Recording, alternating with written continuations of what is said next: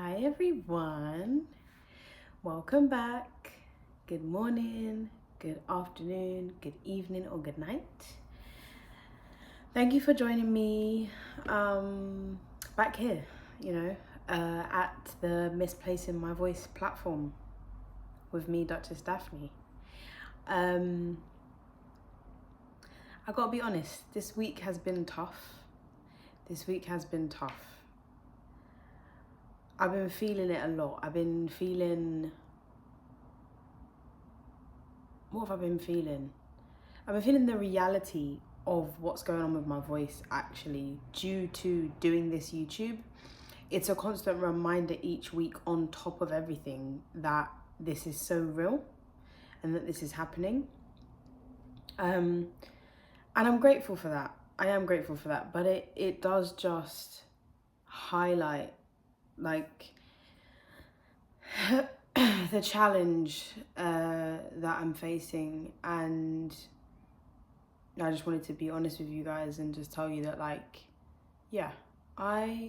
been finding it really hard. I do have times and days where I genuinely just feel like, maybe if I just give up on the singing career, then none of this would matter. I need to get to the bottom of it, but it won't be such a pressing issue. And that goes through my mind. I'll be very honest about that. But I'll also be honest and say, I'm not giving up.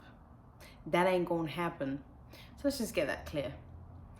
Anywho, I hope I found you in peace, wherever you are.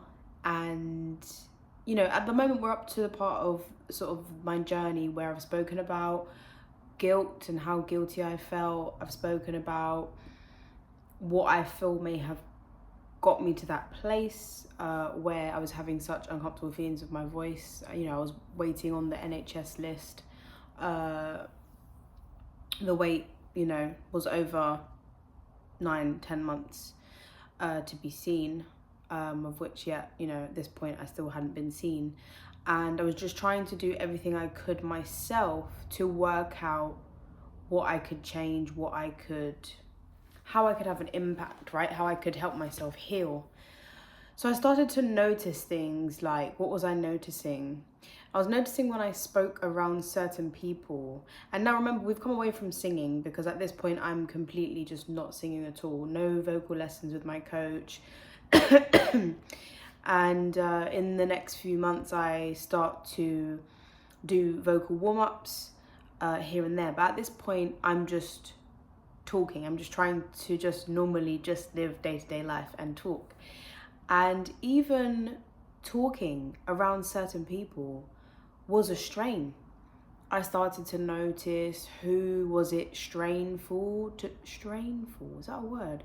Strainful, yeah, to talk around. A lot of the men in my life, I found after conversing with them, I just felt exhausted.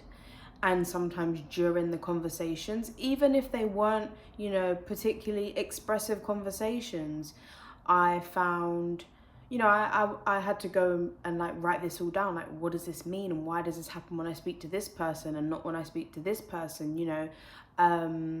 As a nanny, I speak to the children multiple times a day about the same thing, lots of repetition, having to use my voice at different volumes. Obviously, that was very strenuous for me, and I had to take time off of work because of that.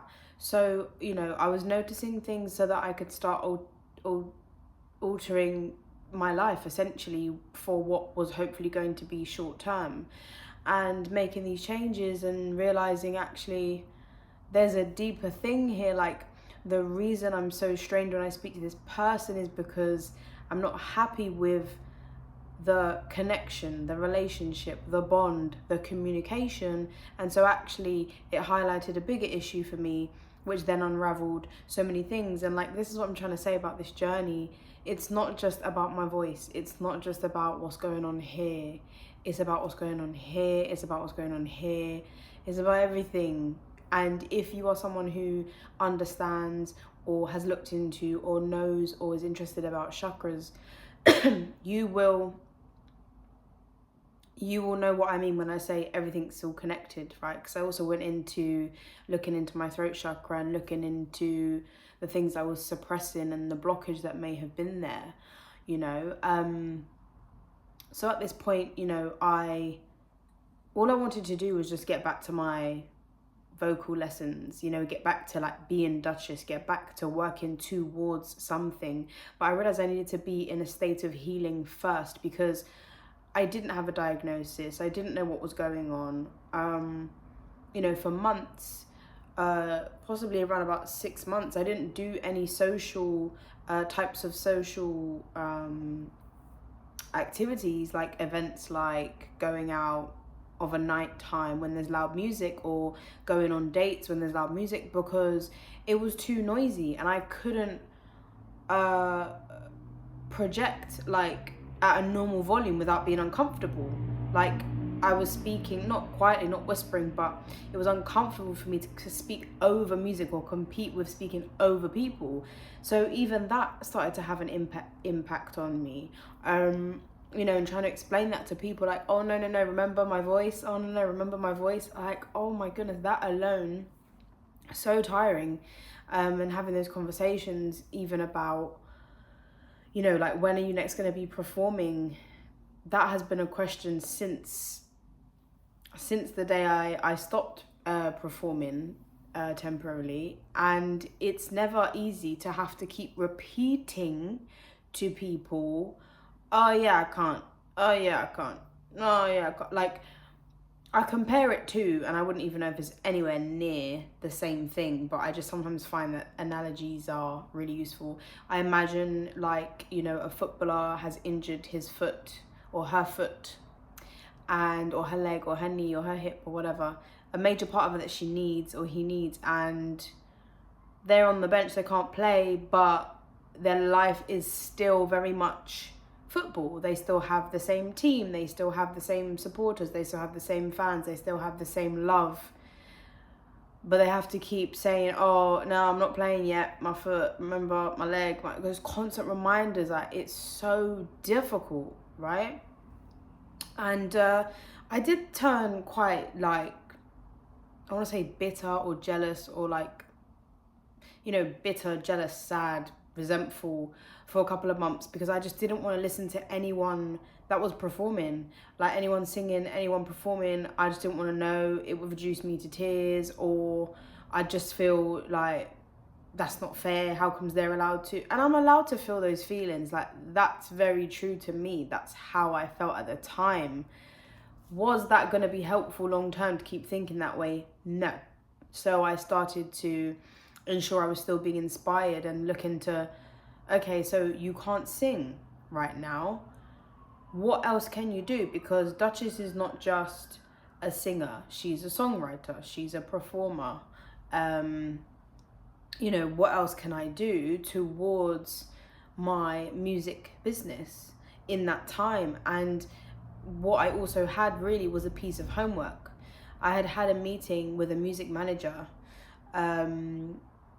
that year, and you know, she had listened to my music and she had said that there's no sort of narrative here, like we can't tell who you are. And at that point my music was a bit of R&B, a bit of soul, a bit of pop, a bit of indie vibes. I don't even know what's going on. A little sprinkle of everything, a little bit of reggae, like a dash of reggae. And I was like, you know what? I never really thought about that. I never really thought about who I am as an artist, who I am as a person, so obviously now, within all this homework about what's going on with my voice and what could it be and how can I stop it and how can I heal it, I'm now on a journey to find out who I am, like, as an artist, like what's my identity. And that is harder than you would think, trust me, because you start off with like, well, is it about how I look? Is it about how I sound? Is it about what I believe? Is it about who I'm around? Is it about my background? Is it about what I've learned? Is it about where I live? Like, and ultimately it's about all of those things, right? But that was a really, really good thing for me to go away with and have to think about, because I had loads of time to think about it, right? So yeah, I mean, it's been tough. It's been tough, and I know that it's for a reason, and I know that, you know, when you want to do something quite substantial in life, you don't just get it handed to you on a gold plate. And sometimes I feel like these are sort of like the terms and conditions of my career. Like this is just how my story goes, right? This is just kind of tough, which it basically is. But because it's still something I'm dealing with today, like to the present day, I suppose I always say this, I just want to bring awareness to the fact that our voices are so important. They are so important, and we need them every day. Every day. And I would hate for anyone to not be in tune with their voice and not be in touch with their voice and go through anything similar to what I've been through, even if they don't perform or speak in public, or, you know, it doesn't matter. You need your voice to talk to your loved ones. You need your voice to tell your story. You need your voice to ask for things. You need your voice for everything. And, you know, those of us who are lucky enough to have a voice and not have to use, you know, sign language or have someone interpret for us and things like that, like, we should be understanding the value of our voice and really appreciating it. And I know a lot of what I'm saying is not going to go in because you haven't felt the pain I've felt. You haven't been through what I've been through. So sometimes only when you go through certain things will you understand, will you kind of feel that, you know, it's like those who don't hear must feel. And I'm not saying you must feel, but it's like sometimes only when you've gone through something can you understand the severity of it, and can you understand the emotional, potential emotional damage of it, let's just say. So yeah, you know, that's just where I'm at. Day to day, there is a lot of healing. You saw I'm about to cough without covering my hand then, isn't it? Gross. There's a lot of growth, a lot of healing happening, all for the best. I am still waiting on my diagnosis. I am still waiting on my appointment, and I will keep you in the loop as we go, as you continue to follow my journey, which I appreciate so much. I really do, all of you. So yeah, I will keep you posted week by week, and I look forward to seeing all the views on my next one and seeing all the comments. Also, my song Jaja is out. It's been out for a couple of weeks now. It's a new roots reggae vibe with me, and even, you know, going into that single, that was pre-recorded, and I really wanted to put something out, and I was like, I can't record, I can't get in the studio, you know, I can't record for long enough to complete a song. And I had a song completed. I didn't even realize, like, I had just put everything to the back of my mind, and I was like, no, let's go back through the archives. And the fact that this song is about, you know, like the Most High, God, Jaja, whoever you praise and whoever brings you peace and support and guidance in this life, I thought that was really something powerful, that is the first of my, you know, new journey and new chapter in this reggae music land. So yeah, go check it out. It's on Spotify, Apple Music, and pretty much all other platforms, Instagram, TikTok as well, so you can use it on there with your videos. And please do, and share, and let me know what you think. Honesty is the best policy. Drop a comment underneath. Okay, good night everyone, good evening, good morning, good afternoon. Bye.